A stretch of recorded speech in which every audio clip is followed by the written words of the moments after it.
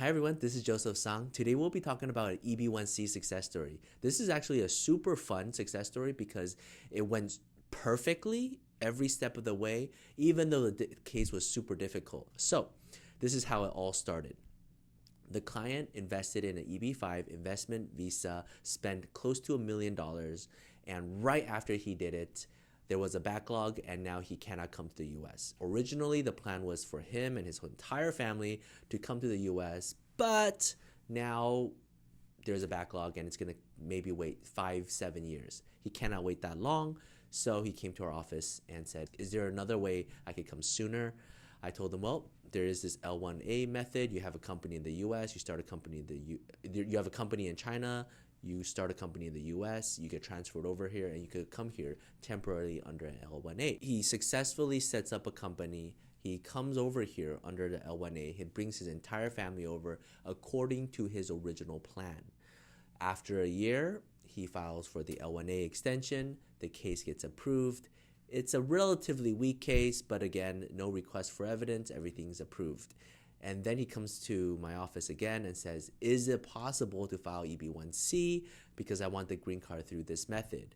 And then I ask him, why do you need to go through the hassle to do EB1C? Your EB5 green card investment has already gotten approved. You just have to wait a couple years longer, and there's no guarantee that the EB1C will be approved. And then he said, but if I can succeed with the EB1C, I'll get the green card faster. My children won't age out. Plus, he could get all his money back from the EB5. And I was like, whoa, but it's really difficult. You just started the company a year ago. You have 10 employees. The revenue is not that high, and you just changed new offices. Is this something you really want to do? I don't recommend it. He said, no. Is it possible? I said, yes, but difficult. He said, go for it. So we already submitted probably 800 pages worth of documents for the L1A extension. Now we have to turn around and really focus in on the business plan and explain everything to bring it up to an EB1C level to show that he is an executive and manager in the US, not just temporarily to get a visa, but permanently so he can get a green card. And we went in and built up everything, filed it, and within a year, the case got approved, and now his whole family can adjust status and get a green card, and then he's able to get his $1 million back from the EB5 program. And he said now he's able to really take that and invest it into his business. Otherwise, he would be burning money with the L1A company, and it's uncertain whether or not the investment would even have a return later on. This is insane.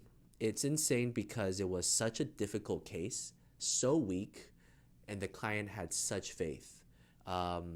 He was personally sitting in our office working for hours and hours prior to the filing, just fine-tuning everything. There's so many things that you don't know, and just the luxury of being able to work closely with an executive of that caliber. I mean, yes, he's like 50 years old, he's from China, but he ran multiple conglomerates, and just the way he does things, he was able to lead my team to help build his case. It was an interesting case because in his US company, there were 10 employees, and he had multiple businesses going on all simultaneously. He was selling baby stuff, he was selling gardening tools, but he just has a breadth of experience and ambition, and we were really able to put it together to show how fast his enterprise is growing and why he is an essential manager in the US.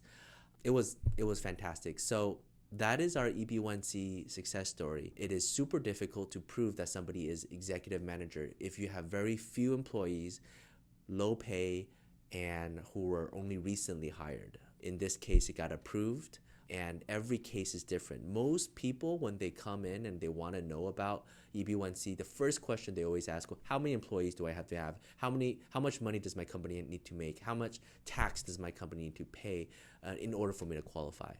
Unfortunately, USCIS doesn't regulate, or luckily, USCIS doesn't evaluate a company purely on those hard numbers. It's not a bright line test. It's a factor-based test. They look at holistically everything, and that makes good sense. my client's company, it's a massive e-commerce, and he has tons of subsidiaries in China, tons of different proposals in the US. They're on every major online retail store, and they have thousands and thousands of customers.